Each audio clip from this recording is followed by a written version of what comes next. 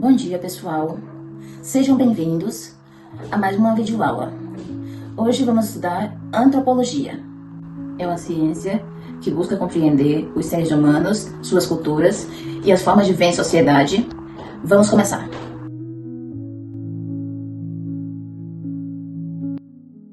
Olá, pessoal. Para darmos início à nossa aula, primeiro vamos entender o que é a antropologia e a importância dela para entendermos como funciona a nossa sociedade.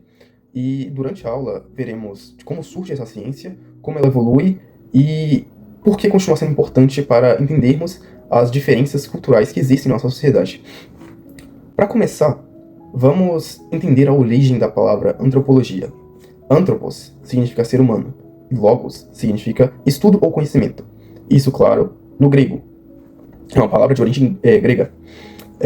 Ou seja, antropologia é literalmente o estudo do ser humano. Mas esse estudo vai muito além de sua aparência humana. Não é sobre isso. Ele busca compreender como as pessoas vivem, se organizam e organizam as suas sociedades. Então, o que é antropologia? Antropologia é a ciência que estuda o ser humano, em sua totalidade. Ela procura entender de onde surgem as culturas, costumes e crenças, e os valores dos diferentes povos. Isso significa observar como cada sociedade ela vai interpretar o mundo e constrói sua maneira de viver, sempre considerando sua história e o seu contexto. A antropologia ela busca responder perguntas muito interessantes. Então ela busca entender por que existem os costumes, porque os costumes, na verdade, entre diferentes povos são tão diferentes, né? Como surgem as religiões, porque cada povo possui sua própria forma de organização. E essas perguntas são muito importantes para compreender aquilo que parece comum a um grupo, sabe? E pode ser completamente diferente ao outro. E isso faz parte da diversidade humana. Então, basicamente, é isso que essa ciência estuda. Essa reunião de coisas, assim. Bom, em continuação, surge um questionamento. Por que conhecer o ser humano?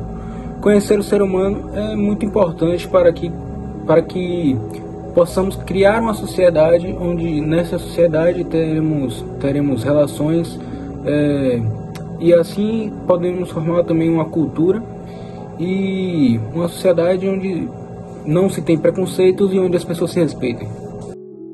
Dando prosseguimento, temos dois novos temas: sociedades culturais e o respeito entre essas sociedades culturais. As sociedades culturais partem de diversos fatores como a língua, a escrita, as músicas, a comida que cada região come, né? E também tem a questão do respeito, a valorização dessa diversificação cultural. Algo que é muito importante, não só no Brasil em geral, mas no mundo todo, né? Essa valorização da cultura, essa valorização de conhecer o que é diferente e ainda assim respeitar, até porque o diferente não significa que é pior ou que é melhor, né? Assim, prosseguiremos falando um pouco sobre antropologia, sociologia e filosofia. As três têm a mesma função, que é estudar o ser humano. Entretanto, estudam cada uma de uma forma diferente. E isso daí será falado adiante. Dando continuidade, agora que o professor Gabriel falou um pouco sobre ele citou a filosofia e a sociologia, vamos entender como é que elas se relacionam com a antropologia. Primeiro vamos entender o que é a sociologia. A sociologia estuda principalmente o funcionamento da sociedade, de modo geral, investigando instituições, a desigualdade social, econômica, social, política, economia e as relações sociais. Enquanto isso, a antropologia ela concentra na visão de diferentes culturas mesmo, como eu havia explicado mais para trás. E como a sociedade mesmo ela constrói seus costumes e modo de vida. Agora falando sobre a filosofia, ela procura mais refletir sobre o sentido da vida, sabe? Sobre o grande questionamento da existência humana, ética, justiça e a verdade. Então, meio que essas três ciências, elas se relacionam, elas se completam, né? Querendo ou não, todas giram em torno do ser humano, mas investigando diferentes aspectos, sabe? Agora vamos falar um pouco sobre o contexto histórico, de onde surge a antropologia. Ela surge a partir da curiosidade dos povos europeus, a partir do momento que eles começam a entrar em contato com diferentes partes do mundo. E dessa forma, eles observam diferenças culturais e modos de viver. Ela acaba ganhando muita força durante a expansão marítima, que é quando os europeus, por conta das grandes navegações, eles entram em contato com diferentes povos ao chegarem na África, Ásia, América e Oceania. E eles percebem que eles têm muitos costumes diferentes. Essa diferença acaba chamando muita atenção, e tanto nos aspectos religiosos, idiomas e forma de organização política.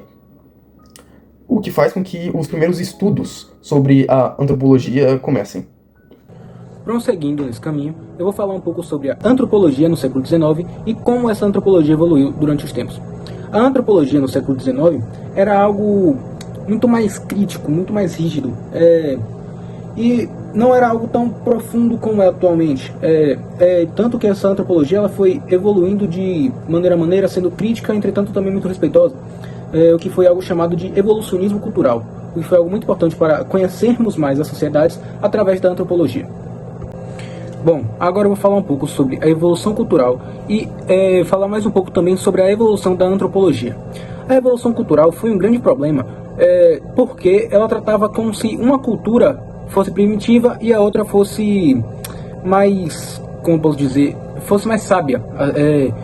Mas isso fazia com que uma cultura fosse tratada como superior à outra. Entretanto, isso não é algo certo a se fazer, até porque nenhuma cultura é superior à outra. Pode ser diferente, mas não superior. A antropologia foi evoluindo muito acerca disso, até porque culturas eram comparadas com culturas e nenhuma era melhor que a outra. Ou seja, a antropologia se tratou atualmente mais de ser algo muito mais observável, muito mais tocável, assim por dizer. Assim foi surgindo a evolução da antropologia. Essa mudança, ela fica conhecida como trabalho de campo. O pesquisador ele vai deixar de observar apenas a distância e ele vai começar a se integrar na sociedade, para poder ir na comunidade local que ele está estudando, para que ele possa observar mais de perto. Não só observar, né, mas interagir de perto. E esse contato ele permite compreender melhor como cada sociedade funciona, evitando as interpretações baseadas apenas em suposições e preconceito. Um dos responsáveis por essa mudança foi Franz Boas, considerado o pai da antropologia moderna nos Estados Unidos. Defendia que cada cultura possui sua própria história e deve ser compreendida dentro do seu próprio contexto. Essa ideia foi conhecida como relativismo cultural, que é um dos princípios mais importantes para a antropologia atual. Outro nome muito importante é Bronislaw Malinowski, que ele desenvolveu outro método de observação direta, que se chama observação participante. É um método em que o pesquisador ele passa um período de tempo na comunidade para que dessa forma ele consiga estudar seu modo de vida mais aprofundado.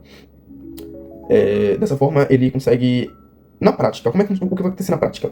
Ele aprende a língua local, acompanha os costumes e participa das rotinas da comunidade pesquisada.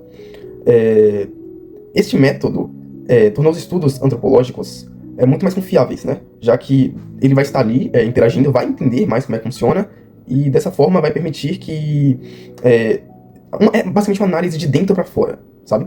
Então, quem tá lá dentro, ele vai conseguir entender de forma mais clara os costumes daquela sociedade, e dessa forma evita muitos preconceitos também, né? Porque não é só uma pesquisa baseada no olhar de fora, sabe? Uma comparação de uma com outra, não. Você vai estar vivendo aquilo ali. Então, é muito mais fácil para o pesquisador conseguir realizar a pesquisa dele, sabe? O trabalho dele. O relativismo cultural é uma forma da antropologia continuar julgando novas culturas de uma forma mais certa, assim por dizer, de uma forma mais ética. A antropologia ela busca sempre evitar o etnocentrismo. Dessa maneira, ela sempre vai procurar julgar uma cultura pelo projeto de campo ou pelos direitos humanos, pela forma que as pessoas vão se comportar mediante essa cultura. E o antropocentrismo, na contemporaneidade, também continua sendo muito importante para estudarmos nossa cultura, para termos algo mais multicultural, para entendermos a cultura de outros lugares também. Então, o antropocentrismo continua sendo essa ciência tão importante que sempre foi. Agora vamos falar sobre atualidade. Como o conhecimento antropológico ele é importante para a nossa sociedade atual. O conhecimento antropológico ele vai nos ajudar a reduzir o preconceito e as generalizações diversas que existe, além de ajudar a valorizar a diversidade cultural e compreender melhor as diferentes comunidades que existem. Além disso, ele consegue contribuir para políticas públicas mais justas, e como eu disse, evitar essas generalizações que acabam acontecendo. E ele acaba também sendo muito importante para estudar fenômenos atuais, como redes sociais, a globalização e até mesmo os impactos causados pela inteligência artificial na vida das pessoas. Mas compreender uma prática cultural não significa só aceitá-la automaticamente. O conhecimento antropológico, na verdade, vai buscar analisar, na verdade, vai buscar formar uma análise responsável, né? E livre de preconceito, sempre. Livre de preconceito, sempre. Mas sempre considerando princípios éticos a respeito, sempre respeitando, né, os direitos humanos. E agora mais focado falando mais sobre o século atual, em que a gente vive em um mundo marcado pela globalização, pelas migrações, pelas redes sociais que acabam unindo cada vez mais as pessoas por conta dos avanços tecnológicos, a forma como a gente produz cultura acaba sendo alterada também, sabe? Transformada por essas questões que eu citei. E é justamente por isso que a antropologia ela continua sendo tão importante para a nossa sociedade, né?